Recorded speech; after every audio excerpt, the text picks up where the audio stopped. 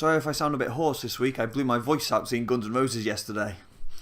Hi guys, welcome to PMyth Gaming. We are mere days away from Nintendo's E3 2018 presentation, so it's high time I hit you with predictions and wild speculation. Let's get into it. I'm going to kick things off with a non-game related bit of prophesizing. At the end of the month, Tatsumi Kimishima is stepping down as Nintendo's CEO. He was only ever really a placeholder replacement for the late Satoru Iwata, and Shuntaro Furukawa is taking the reins from July. I've got a feeling he may show up. Yoshiaki Koizumi has been handling Nintendo Direct since the Switch presentation last January, and doing a great job. But Furukawa-san happens to be fluent in English, and has spent years working and studying overseas. I won't be surprised if he shows up alongside Reggie and Koizumi in Nintendo's presentation to introduce himself, be that in person or in puppet form. So to the games, and we already know that the big focus for Nintendo this year is Super Smash Bros. I think their presentation will start with a trailer for the new game, featuring all the sort of franchise staples, but perhaps with a few changes highlighted to one or two characters. Breath of the Wild Link, for example. And there's also likely to be a spotlight on the Inklings and their moveset. However, I think the trailer will end with a new challenger approaching, and that new challenger will be Crash Bandicoot, with a final appearance from Spyro. We already know that Crash is coming to Switch this month, and it seems odd that the Switch was left out of the Spyro remaster announcement. The official Nintendo UK store listed the Spyro remaster shortly after the reveal, before hastily taking it down, so I think it coming to Switch is a given. And by my reckoning, the only reason not to announce it alongside everyone else is because you want to make a big song and dance about Spyro coming to both Switch and Smash Bros. And announcing the two things at the same time. I'm really hyped about Smash Bros. And I cannot wait to see what they've got in store. I also think we'll get a hard and fast release date for it, probably sometime in September, on the exact same day that Switch Online launches, or at the very least at the beginning of October.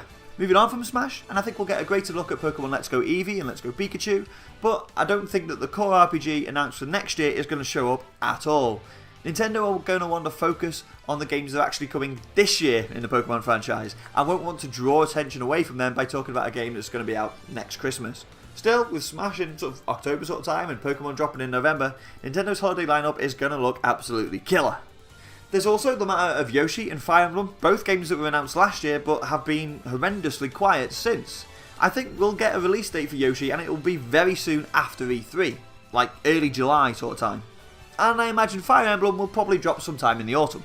As for unannounced titles, I wouldn't expect anything too major, but it is possible that Pikmin 4 could make an appearance.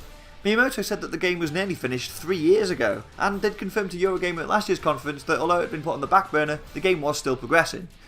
So it may well show up, and it would slot in nicely alongside the likes of Yoshi, Fire Emblem, Smash and Pokemon to round out Switch's year 2. I also think we'll see some Super Mario Odyssey DLC announced, a new world or two to explore, to supplement that release lineup. Now, the Big N have done their usual thing and said that the big focus for the presentation will be just games that are coming this year.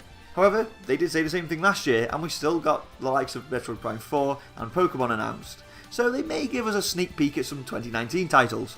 Animal Crossing is the one that everyone wants, and I don't think it's beyond the realms of possibility to say that we might get a first look at it in a similar way that we did to Yoshi last year. Similarly, there's been whisperings of a new Wave Race game.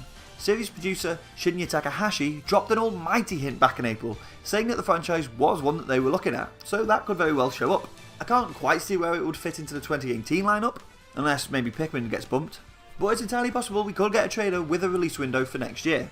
Speaking of racing games, if the rumoured Star Fox Grand Prix in development by Retro Studios turns out to be true, and I'm still not quite sure how I feel about that one, that could well show up as a 2019 title too. The rumours around that one aren't that great, I don't think, but who knows, it could turn out to be this year's Mario & Rabbids. As for the one more thing, it's gotta be a trailer for Metroid Prime 4. I'm not expecting to see any gameplay, but some cool sort of like animated video featuring Samus and the Space Pirates, maybe an awe-inspiring shot of the game's main foe, would be killer. There'll be a vague 2019 flash at the end, and that'll round things out. But I do think Nintendo will give us something to tide us over until then. Last year, away from the main presentation, they announced Metroid Samus Returns for the 3DS during their Treehouse Live livestream. And I think they may pull a similar trick this year, announcing maybe a port of that 3DS game or a port of the Metroid Prime trilogy for Switch. And if they do, I reckon they may even drop the bombshell of it's available right now.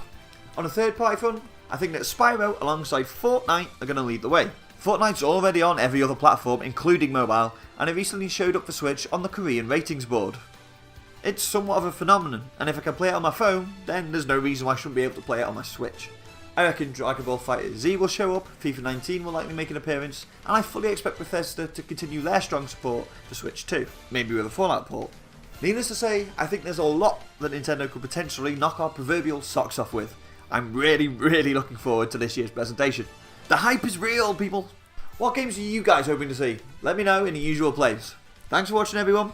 Don't forget to like, share, subscribe and all that jazz, and be sure to check back next week when I'll be taking a look at just how well Nintendo have done at this year's E3. Thanks for watching, see you again.